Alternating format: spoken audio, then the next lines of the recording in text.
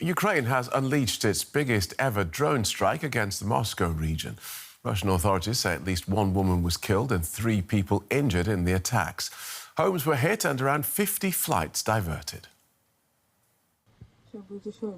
Awakened by buzzing propellers, people take to their windows to see this. An explosion followed by another one. Officials say at least 2 buildings were damaged in drone attacks. A 46-year-old woman was reportedly killed. Several apartments caught fire. In the morning, residents gather outside, sharing what they went through just hours earlier. You can see it there. Everything is messed up. We're in shock. I took what was nearby, the children, the dog, everything. And I ran away because I thought that the building would collapse as well. Moscow's mayor said on social media that at least 15 drones were downed in the Moscow region during the overnight attacks. We grabbed our stuff and got out fast. Our car over there was also damaged.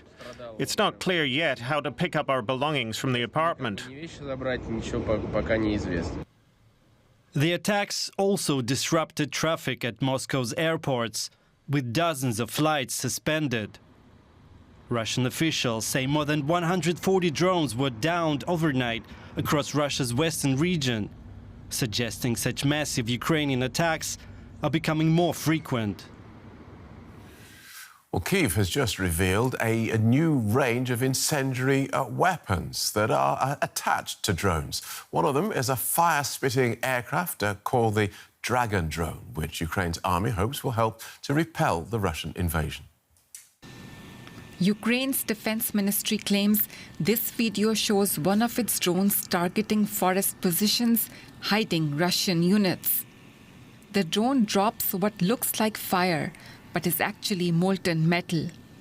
The white-hot mixture of aluminium powder and iron oxide is thermite, resembling fire coming from the mouth of a mythical dragon, so giving the drones their name.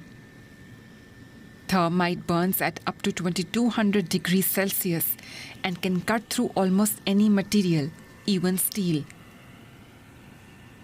Other footage shows the damage the thermite dragon drones can inflict. The problem with thermite is that it's rather indiscriminate. Therefore, while it's not banned per se, Protocol 3 of the Convention on Certain Conventional Weapons actually limits its use to strictly military targets, given the fact that this munition can produce severe burns and respiratory injuries. Ukraine and Russia regularly launch drone raids on each other's territory, and both sides buy and develop new drones, deploying them as innovative new weapons. Well, Dimko Zhluktenko founded the Ukrainian military charity Dzyga's Paw, which supplies drones to the armed forces. He told me how Ukraine's army is planning to use these new Dragon drones. Hey everyone, thank you for having me here today, Phil.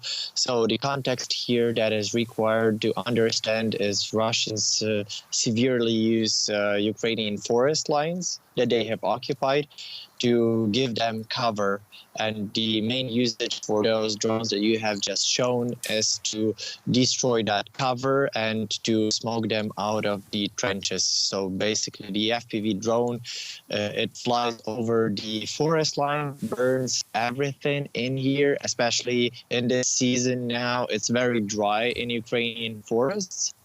So also given that Russians throw a lot of trash around their positions and also are not very strict with their munitions, it burns very well and it just forces them to retreat. So that is the main goal behind that. And obviously they do not carry anything that could help them deal with that fire. And the UN has warned that the fires produced by these weapons, or indeed ignited by them, are difficult to predict and contain. Are you concerned about perhaps harming civilians? Not so much.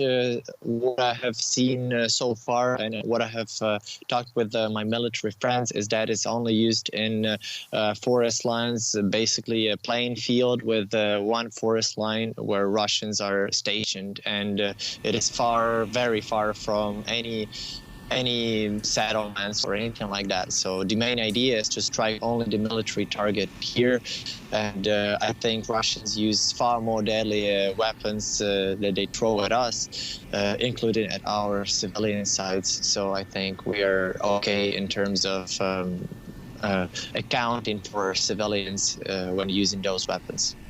The fire hazard is interesting, though, isn't it? Barely a day or a week goes by these days without seeing evidence of forest fires burning across the world. We've had a hot summer. Are you not concerned about the danger of forest fires developing as a result of using these weapons?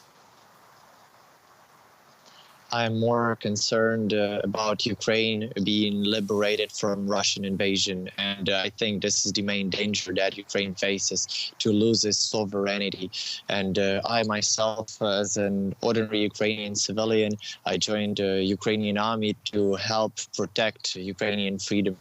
Honestly, I do not really care about forest fires or anything like that, as long as Ukraine is in one piece and intact. Understood. Ukraine struck the Moscow region in its biggest drone attack so far on the Russian capital today.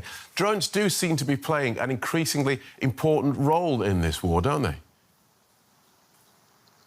Indeed, and this is what I'm exactly training to do, to use the modern technology in creative ways to win this war. We didn't start it, but we will have to finish this one way or another. And I guess that bringing damage to Russian economy, bringing chaos to their cities, and just honestly helping their civilians to understand what Russian government has started and what they have done in Ukraine is extremely important. So I guess that Ukrainians will experiment further with the different technologies to fight this war, and I guess that creativity actually helps a lot in winning the wars. So right. I guess Ukraine will win because we are smarter in that.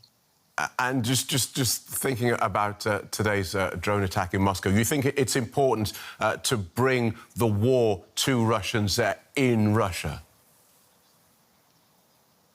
Honestly, as an ordinary civilian, I would never want to hurt anyone else in my life, but it's the way it is. They have attacked us on tremendous scale, and they have killed thousands of my friends. So I guess that if no internet or any other means or TV work to get that message to them, if you bomb someone, then Ukrainians will strike back. If that is the way we're going to deliver that message, that's going to be the way it is. Thanks very much for joining us. We wish you well. Dimko Zhluktenko from the Ukrainian military charity Dzyga. Thank you.